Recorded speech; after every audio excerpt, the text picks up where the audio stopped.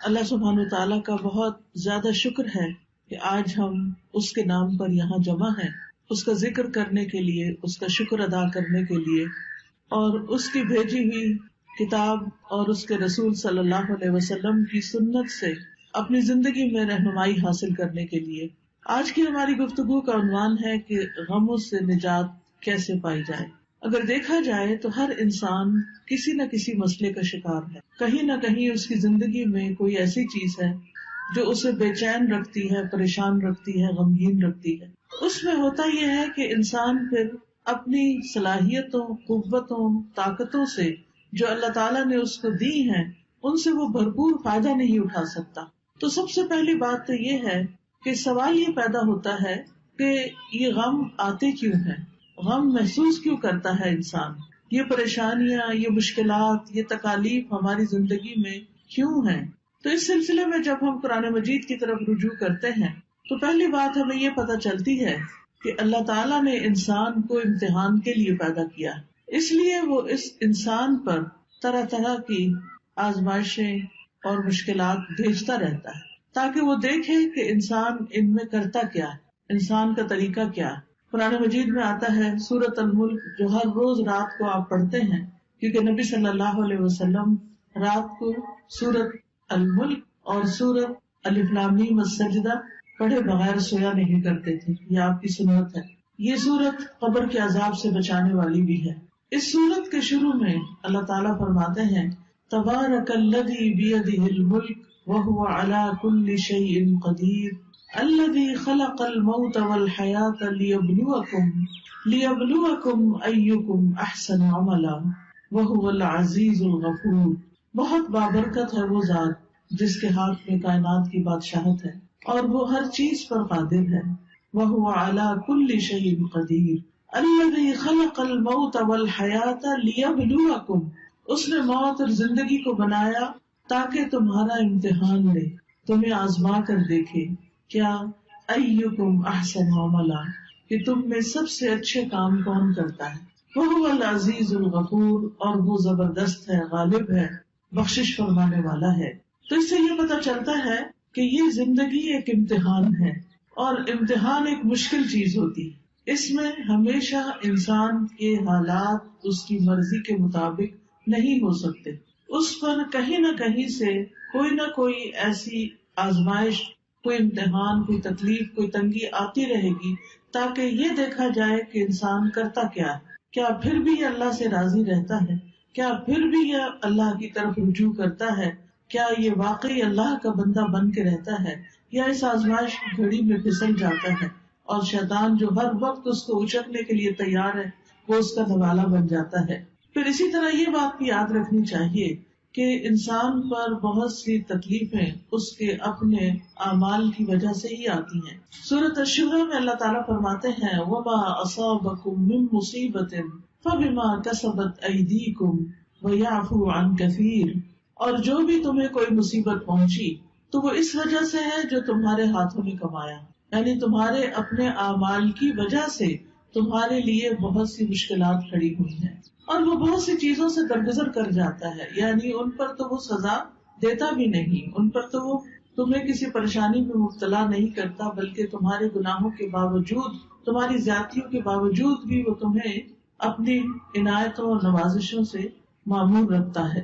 پھر اسی طرح یہ ہے کہ انسان بعض اوقات اللہ کی عبادت سے منہ موڑتا ہے، اللہ کے ذکر سے منہ موڑتا ہے تو اس پر کوئی تکلیف آ جاتی ہے، کیونکہ اللہ نے ہمیں اپنی عبادت کے لیے پیدا کیا ہے۔ سورۃ الذاریات میں آتا ہے وَمَا خَلَقْتُ الْجِنَّ وَالْإِنسَ إِلَّا لِيَعْبُدُونِ، کہ میں نے جن و انس کو اپنی عبادت کے لیے پیدا کیا ہے۔ تو انسان جب اللہ کی عبادت سے منہ موڑ کر دنیا کا بندہ بننے لگتا ہے تو اللہ تعالیٰ اس کو واپس اپنی طرف لانے کے لیے کسی تکلیف میں مبتلا کرتا ہے تاکہ یہ بندہ اللہ کو یاد کرے۔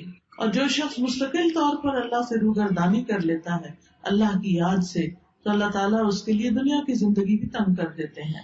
اللہ تعالیٰ کا فرمان ہے سورۃ طٰہٰ میں وَمَنْ أَعْرَضَ عَنْ ذِكْرِي فَإِنَّ لَهُ مَعِيشَةً ضَنْكًا وَنَحْشُرُهُ يَوْمَ الْقِيَامَةِ أَعْمَىٰ، جو کوئی میرے ذکر سے منہ موڑے گا میں اس کی زندگی تنگ کر دوں گا اور قیامت کے دن اس کو اندھا اٹھاؤں گا، یعنی اس کی صرف یہ زندگی ہی نہیں پریشانیوں والی ہوگی بلکہ آگے بھی بڑی پریشانی ہے، یعنی اس کے لیے بہت بڑی مشکلات ہیں اگلی زندگی میں بھی. لیکن وجہ کیا ہے؟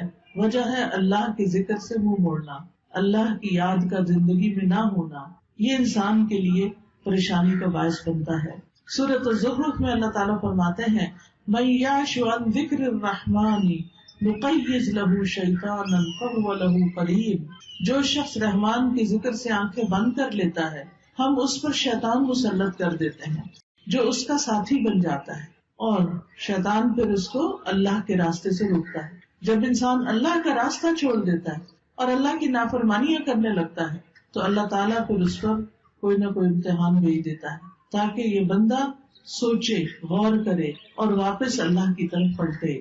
جب انسان اللہ کی عبادت سے روگردانی کرتا ہے تو دنیا میں بھی محتاجی کا شکار رہتا ہے، خواہ اس کے پاس بہت کچھ بھی ہو لیکن اس کے دل کی محتاجی اور پریشانی نہیں جاتی. حدیث میں آتا ہے اللہ سبحانہ وتعالیٰ فرماتے ہیں، حدیث قدسی ہے، صحیح ترمذی کی روایت ہے، اے ابن آدم تم اپنے آپ کو میری عبادت کے لیے فارغ کر لو، میں تمہارے دل کو بے نیازی سے بھر دوں گا اور تمہاری محتاجی دور کر دوں گا. یعنی تم میری عبادت کے لیے وقت نکالو تو میں تمہارے دل کو غنی کر دوں گا. حالات تو نہیں بدلتے مگر دل کی حالت بدل جاتی ہے اللہ کی عبادت سے. دل مضبوط ہو جاتا ہے، دل کے اندر اللہ کا توکل آتا ہے، دل کے اندر ایسا یقین آتا ہے کہ انسان کو بڑی بڑی مشکلات بھی معمولی لگتی ہیں. اور جب دل میں ایمان نہیں ہوتا، توکل نہیں ہوتا، یقین نہیں ہوتا، امید نہیں ہوتی، مایوسی ہوتی ہے تو رائی بھی پہاڑ لگتی ہے. اور اس طرح مشکلات اور مصیبتوں کے پہاڑ ہر طرف اس کو کھڑے نظر آتے ہیں. تو اس کا حل کیا بتایا کہ اگر تم عبادت کرو گے تو میں تمہارے دل کو بے نیازی سے بھر دوں گا، تمہاری محتاجی دور کر دوں گا.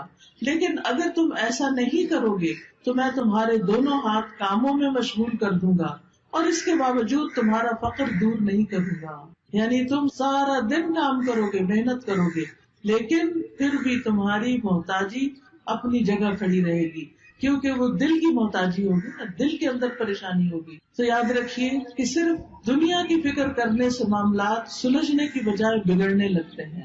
صرف دنیا دنیا دنیا، ہر وقت صبح اٹھتے ہی دنیا کی فکر، دن کو دنیا کی فکر، رات کو سوتے ہوئے دنیا کی فکر. تو رسول اللہ صلی اللہ علیہ وسلم نے اس کے بارے میں فرمایا جس شخص کا مقصد اور پریشانی یا غم دنیا کا ہو اور وہ دنیا کا ہی ہو کر رہ جائے اور وہ اسی کی نیت رکھتا ہو تو اللہ تعالیٰ اس کا فقر اس کی آنکھوں کے سامنے کر دیتے، یعنی پھر اللہ تعالیٰ بھی اس کو اس کے حال پر چھوڑ دیتے. وہ دنیا کے لیے زیادہ کنسرن ہے، زیادہ فکر مند ہے تو اللہ تعالیٰ اس کو اسی کے حوالے کر دیتے ہیں اور اس پر اس کے معاملات بکھیر دیتے ہیں. اس کو سمجھ نہیں آتا کہاں سے شروع کروں اور کہاں پر ختم کروں، اور اس کو اس سے اتنا ہی ملتا ہے جو اس کے لیے لکھ دیا گیا ہو. اور جس شخص کا مقصد اور حرص آخرت ہو اور وہی اس کا ہدف بن جائے اور وہ اسی کی نیت کرتا ہو، یعنی اس کا ہم و غم آخرت ہے کہ کل کیا ہوگا، دنیا کی زندگی تو گزر جائے گی، میرا کل کو کیا بنے گا جب میں اللہ کے حضور پیش ہوگا، وہاں میرا ٹھکانہ کیا ہوگا. جو شخص اس فکر میں مبتلا ہو جاتا ہے تو اللہ تعالیٰ اس کے دل میں غرار ڈال دیتے ہیں، دنیا کی طرف سے اس کا دل مطمئن کر دیتے ہیں، اس کے معاملات کو یکجا کر دیتے ہیں اور اس کو پھر اپنی حاجتوں کے لیے بھاگنا نہیں پڑتا، دنیا ذلیل ہو کر اس کے پاس آتی ہے. تو اس لیے ہم سب کو یہ دیکھنا چاہیے کہ ہم کس چیز کے لیے زیادہ فکر مند ہیں. دنیا تو چند دن کی ہے، دنیا کی حیثیت تو ایک مچھر کے پر برابر بھی نہیں. دنیا کا بڑے سے بڑا نقصان ایسا ہی ہے جیسے مچھر کا پر ٹوٹ کے گر گیا ہو، لیکن اصل نقصان، اصل مشکل، اصل پریشانی تو آخرت کی پریشانی ہے جس کے لیے ہم سب کو فکر مند ہونے کی ضرورت ہے. دنیا کی فکر کرنے والے سے رب کی بے نیازی ہوتی ہے. نبی صلی اللہ علیہ وسلم نے فرمایا جو اپنے غموں کو ایک ہی غم بنا لے، جو اپنے غموں کو ایک ہی غم بنا لے اور وہ آخرت کا غم ہو تو اللہ اس کے دنیا کے غموں سے اسے کفایت کرے گا، اس کے دنیا کے غم دور ہو جائیں گے. اور جس کو پریشانیاں ادھر ادھر بھٹکا کر لے جائیں اللہ اس کی پرواہ نہیں کرے گا کہ وہ دنیا کی کس وادی میں ہلاک کر کے دیتا ہے. تو اس لیے غموں سے بچنے کا، غموں سے نجات کا اصل طریقہ کیا ہے کہ دنیا کی بجائے آخرت کی فکر زیادہ لگا لی جائے. یاد رکھیے جہاں دنیا کی حرص زیادہ ہوتی ہے، دنیا کی محبت زیادہ ہوتی ہے، وہاں اللہ کی محبت میں کمی آ جاتی ہے، وہاں پر اللہ کی محبت میں کمی آ جاتی.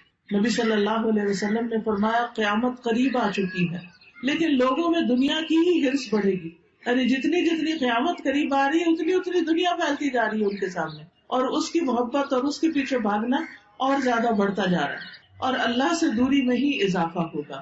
پھر اسی طرح ہم دیکھتے ہیں کہ جب ہم دنیا کو زیادہ امپورٹنس دیتے ہیں تو دنیا کا چھوٹا سا نقصان بھی انسان سے برداشت نہیں ہوتا، لیکن جب انسان یہ سمجھتا ہے کہ کوئی بات نہیں، یہ چیز چلی گئی تو ہم بھی تو اللہ کی طرف جانے والے ہیں، جیسا کہ سورۃ البقرہ میں آتا ہے وَلَنَبْلُوَنَّكُمْ بِشَيْءٍ مِّنَ الْخَوْفِ وَالْجُوعِ وَنَقْصٍ مِّنَ الْأَمْوَالِ وَالْأَنفُسِ وَالثَّمَرَاتِ وَبَشِّرِ الصَّابِرِينَ الذين إذا أصابتهم مصيبة قالوا إنا لله وإنا إليه راجعون أولئك عليهم صلوات من ربهم ورحمة وأولئك هم المهتدون۔ کہ اللہ سبحانہ وتعالیٰ کی طرف سے آزمائش تو ہوگی، امتحان تو ہوگا، لیکن ایسے موقع پر جو یہ کہے انا للہ وانا الیہ راجعون، کہ بے شک ہم اللہ کے لیے ہیں اور اسی کی طرف لوٹ کر جانے والے ہیں، تو ایسے لوگوں پر اللہ کی رحمت اور نوازشیں ہوتی،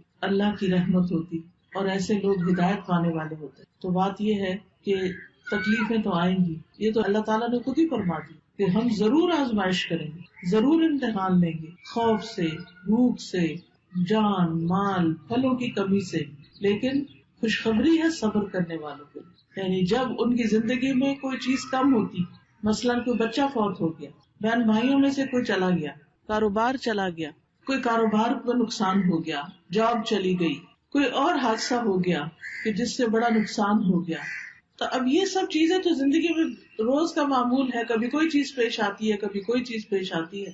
تو بتایا گیا کہ وہ ایسے موقع پر کیا کہتے ہیں اور کیا کرتے ہیں، انا للہ و انا الیہ راجعون، یعنی وہ اللہ کی طرف رجوع کر لیتے ہیں، اور صبر کے ساتھ کیا کہتے ہیں کہ بے شک ہم بھی اللہ کے لیے اور اللہ ہی کی طرف واپس جانا ہے۔ یعنی جو ہمارا کوئی رشتہ دار چلا گیا یا مال چلا گیا یا کوئی اور یعنی کہ کوئی کھیتوں میں یا کاروبار میں یا کسی کیے ہوئے کام میں کوئی نقصان ہو گیا، تو وہ کہتے ہیں اس میں بھی کوئی خیر ہوگی، اس میں بھی میرے لیے اجر ہے، اس میں بھی کوئی بھلائی ہے، میرا کوئی پیارا چلا گیا لیکن میں اللہ سے امید نہیں چھوڑوں گی، کیونکہ اللہ ہے نا۔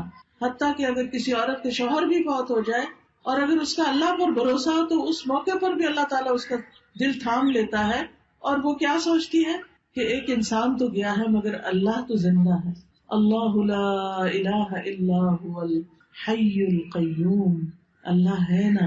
ٹھیک ہے، انسانوں کی کمی کوئی انسان اور پوری نہیں کر سکتا، شوہر کی کمی کوئی بھی پوری نہیں کر سکتا، نہ ماں باپ، نہ بہن بھائی، نہ بچے، لیکن اس سے بڑھ کر بھی تو کوئی ہستی ہے نا، اور وہ اللہ کی ہستی ہے۔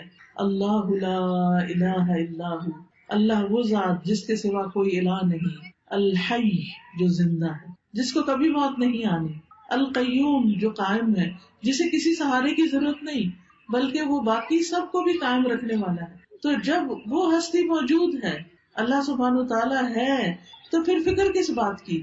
اس نے تو میرے دنیا میں آنے سے پہلے میرے رزق کا انتظام کیا، ماں کے سینے میں دودھ اتار کے۔ اس نے تو مجھے پیدا ہونے کے بعد جب میرے دانت بھی نہیں تھے، کچھ کھانے کے قابل بھی نہیں تھا، کچھ ہاتھ پاؤں بھی ہلا کے نہیں پکڑ سکتا تھا، اس وقت بھی میرے رزق کا اہتمام کیا تھا، انتظام کیا تھا، وہ اب بھی کرے گا۔ تو ایسا شخص اس شدید غم کے موقع پر بھی سکون میں ہوتا ہے کہ اللہ ہے نا، وہ کہیں سے بندوبست کرے گا نا، وہ کوئی ذریعہ بنا دے گا نا، کیونکہ اصل الرزاق تو وہی ہے، انسان تو صرف سبب ہے، وسیلہ ہے۔ ایسا شخص کبھی بھی دل نہیں ہارتا، ایسا شخص کبھی بھی اپنے حواس نہیں کھوتا، ایسا شخص کی زندگی سے کبھی امید نہیں جاتی۔ اور آپ نے دیکھا ہوگا کہ کتنے ہی بچے ہیں جو یتیم پلے ہیں، لیکن وہ بڑے بڑے لوگوں سے آگے نکل گئے، دنیا کی بڑی بڑی مشہور ہستیاں بن گئے۔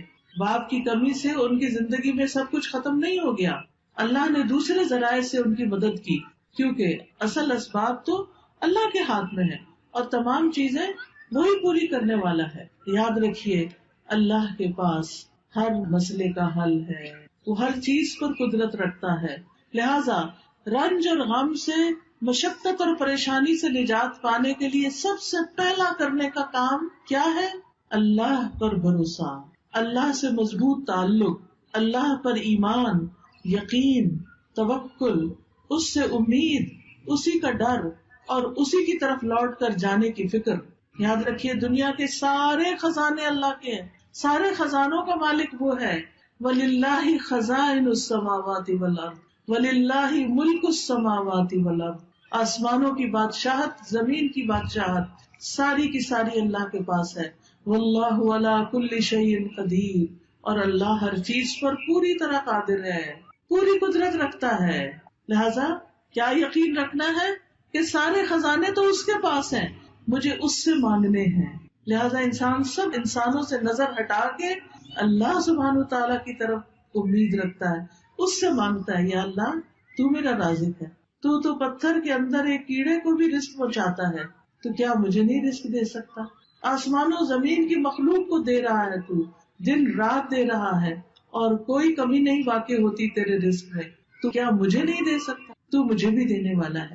لہٰذا جو شخص اللہ پر یقین رکھتا ہے وہ ہر غم، ہر تکلیف میں اللہ کی طرف رجوع کرتا ہے، اللہ کی طرف پلٹتا ہے، اور اس کو یہ یاد رہتا ہے کہ ہر مسئلے کا حل اللہ کے پاس ہے.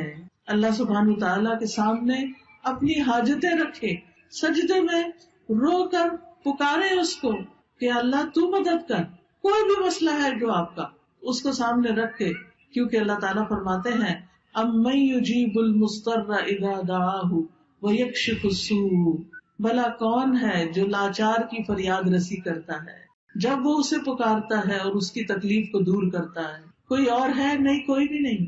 آپ دیکھیں کہ جب انسان غمگین ہوتا ہے، دکھی ہوتا ہے، پریشان ہوتا ہے، اس کی آنکھوں سے آنسو جاری ہوتے ہیں، تو پاس پڑے ماں باپ بھی سو رہے ہوتے ہیں، باقی دنیا بھی آرام کر رہی ہوتی ہے، ہر کوئی اپنے مسئلوں میں پریشان ہوتا ہے، لیکن آپ کا رب جاگتا ہے. لا تأخذہ سنۃ ولا نوم. نہ اس کو اونگ آتی ہے نہ اس کو نیند آتی ہے. سب سوتے ہیں لیکن وہ جاگتا ہے. وہ رات کو بھی، وہ دن کو بھی، وہ صبح بھی، وہ شام بھی آپ کی دعائیں سنتا ہے. لہٰذا اس کی طرف رجوع کرنا ہے. چھوٹی ضرورت ہو، بڑی ضرورت ہو، لوگوں کی طرف لالچ کی نگاہ سے نہیں دیکھنا کہ ان کے پاس بہت کچھ ہے، نہیں، اللہ کی طرف دیکھنا ہے. رسول اللہ صلی اللہ علیہ وسلم نے فرمایا جسے انتہائی شدید حاجت آ پڑے، یہ شدید ضرورت اس کو ہو جائے کوئی، اور اس نے اسے لوگوں پہ پیش کر دیا تو اس کی وہ حاجت دور نہ ہوگی. کہ لوگ اکثر کیا چاہتے ہیں کہ یہ بندہ جو پریشان ہے پریشان ہی رہے، وہ مدد نہیں کرنا چاہتے. لوگ عموماً دوسروں کو دکھی دیکھ کے خوش ہوتے ہیں. تو اس لیے جب کوئی ضرورت پیش آئے سب سے پہلے اللہ سے دعا کریں، پھر اللہ لوگوں کے دل میں ڈالے گا کہ وہ مدد کریں آپ کی. تو حدیث میں آتا ہے کہ جسے انتہائی شدید حاجت آ پڑے اور اسے اس نے لوگوں پر پیش کر دیا تو اس کی وہ حاجت پوری نہ ہوگی، اور جس نے اسے اللہ پہ پیش کیا تو ان قریب اللہ اسے بے پرواہ کر دے گا. یا تو جلد ہی موت آ جائے گی، دنیا کے بکھیڑوں سے ہی جان چھوٹ جائے گی، یا جلد ہی غنی ہو جائے گا اور انسانوں کی ضرورت نہ رہے گی. آپ کو خوف آتا ہے کہ پتہ نہیں کیا ہوگا، پتہ نہیں بڑھاپے میں کون ہمیں دیکھے گا، ہمارے لیے روزی کا انتظام کیا ہوگا، ہماری ضروریات پوری کہاں سے ہوں گی. تو فوراً کہا کرے اللہ تو میرا رب ہے نا، تو ہی میرے سارے انتظام کرے گا، مجھے انسانوں سے نہیں، تجھ سے توقع ہے. انسانوں کے ہاتھ خالی ہیں، ہمارے ہاتھ میں تو تھوڑی دیر کوئی چیز ہو تو ہمارا دل کہتا ہے رکھ دیں. ایسے ہی ہوتا ہے نا، ہم اپنے ہاتھ بھر کے رکھ بھی نہیں سکتے، مٹھی میں کوئی چیز ہو چھوٹی سی بھی تو تنگ آ جاتے ہیں، وہ کہتے ہیں یہ کہیں رکھ دے. ہمارے ہاتھ خالی ہیں، خالی آئے تھے، خالی رکھنا پسند کرتے ہیں اور خالی جائیں گے. بھرے ہوئے ہاتھ تو اللہ کے ہیں، ان سے کیوں مانگتے ہیں جو خالی ہاتھ؟ ان سے کیوں توقع ہے جن کے پاس کچھ نہیں؟ اس سے کیوں نہیں توقع رکھتے جس کے پاس سب کچھ ہے؟ مانگ کے تو دیکھیں، پھر کس طرح ضروریات پوری ہوتی ہیں. آپ دیکھیں قبر میں سب سے پہلا سوال کیا ہوگا؟ من ربو کا، تیرا رب کون ہے؟ اور رب کون ہوتا ہے؟ جو پیدا بھی کرتا ہے، جو رزق بھی دیتا ہے، جو ساری ضروریات پوری کرتا ہے. تو اگر ہم اس دنیا میں، اس زندگی میں رب کو رب مانیں گے تو تبھی جواب دے سکیں گے نا. تو اکثر کہا کرے اللہ تو میرا رب ہے، تو ہے نا، تو یہ بھی کام کر دے گا میرا، تو یہ بھی مشکل آسان کر دے گا میری. زندگی میں کوئی مشکل ہی نہیں رہے گی جب آپ رب کو پکارتے رہیں گے، جب رب کو پہچان لیں گے تو کوئی غم نہیں رہے گا. انبیاء کا طریقہ یہ تھا کہ وہ اپنے غموں کی فریاد، اپنے دکھوں کی داستان اپنے رب کو ہی سناتے تھے. حضرت یعقوب علیہ السلام سے جب یوسف علیہ السلام دور کر دیے گئے اور وہ ان سے بے پناہ محبت کرتے تھے، تو آپ سوچ سکتے ہیں کہ جس سے انسان محبت کرتا ہو وہ اگر دور چلا جائے تو انسان کے لیے کتنا دکھ اور تکلیف ہوتی، کتنی پریشانی ہوتی. لیکن انہوں نے شکوہ بندوں سے نہیں کیا، کہا انما اشکو بثی وحزنی الی اللہ، کہ میں اپنے غم اور دکھ کی فریاد صرف اللہ کی جناب میں پیش کرتا ہوں. جب تکلیف آئے اللہ کے آگے سجدے میں گر پڑے، نفل پڑھے، روئیں، سجدے میں گڑ گڑا کے دعائیں مانگے، اللہ پہ بھروسہ کریں. اللہ تعالیٰ فرماتے ہیں وَمَن يَتَوَکَّلْ عَلَى اللَّهِ فَهُوَ حَسْبُهُ إِنَّ اللَّهَ بَالِغُ أَمْرِهِ قَدْ جَعَلَ اللَّهُ لِكُلِّ شَيْءٍ قَدْرًا. اور جو شخص اللہ پر بھروسہ کرے تو وہ اسے کافی ہے، اللہ اپنا کام پورا کر کے رہتا ہے. بلا شبہ اللہ نے ہر چیز کا ایک اندازہ مقرر کر رکھا ہے، ہر چیز کا ایک وقت ہے. اب مثلاً آپ کے صحن میں اگر بہت بڑا بھی درخت ہے پھل کا، مثلاً آج کل سردیوں کا موسم ہے اور آپ کے صحن میں آم کا بہت بڑا درخت ہے، آپ کے ابھی آم لگ جائیں تو ابھی تو نہیں لگیں گے. ہاں اگر آپ صبر کریں گے، انتظار کریں گے تو 6 مہینے بعد آپ بہترین آم کھائیں گے. اسی طرح ہر کام کا ایک وقت ہوتا ہے. مثلاً کسی کی اولاد نہیں تو وہ اولاد کے لیے پریشان رہتا ہے تو اس کا ایک وقت ہے، اور اگر اللہ نہیں دینا چاہتا تو اس کے پیچھے بھی کوئی حکمت ہے، کوئی مصلحت ہے، کوئی فائدہ ہے، کوئی وجہ ہے، اس کو پتا ہے، ہمیں نہیں پتا کہ وہ ہمیں اولاد کیوں نہیں دے رہا. پھر اگر اولاد ہے اور اس کا کوئی غم ہے یا تکلیف ہے، اس کی وجہ سے ہم دکھی ہیں، تو اس پر بھی اللہ پہ بھروسہ کریں کہ یہ وقت بھی گزر جائے گا، اس کی کوئی وجہ ہے. آپ دیکھیے کہ جو ایک کچا برتن ہوتا ہے اور ایک پکا برتن ہوتا ہے، پکا برتن صرف وہ ہوتا ہے جسے آگ میں تپایا جائے. اللہ بندے کا ایمان بھی مضبوط کرنے کے لیے بعض اوقات اس کو مشکلات کی بھٹی میں تپاتا ہے، پکاتا ہے، پکا ہو جائے بندہ، استقامت آ جائے اس میں، وہ اللہ کا بندہ بن جائے، وہ سب سے مایوس ہو کر وہ اللہ ہی سے امید رکھے.